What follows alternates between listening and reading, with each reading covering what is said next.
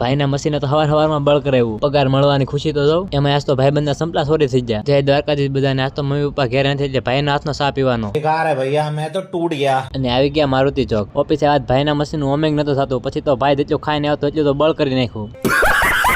પછી આપણે કરી નાખ્યું મશીન નું સ્પોટ વર્ટિકલ. એવો 88 લોટ ને કરી નાખ્યા ગરિયા. હવારમાં પગાર છે ભાવેશભાઈ પૈસા ગણતા હતા. बहुत पैसा अपने पास.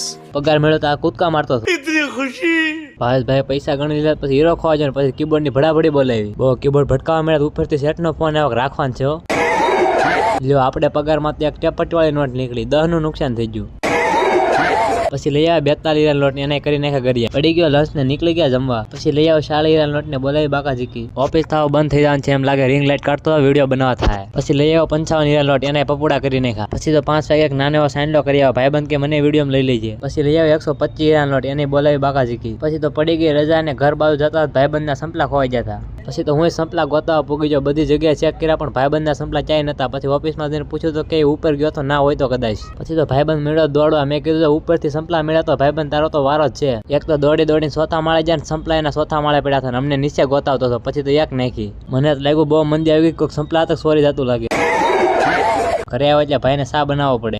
મજા આવી હોય તો ફોલો અથવા સબસ્ક્રાઇબ કરવાનું ન ભૂલતા.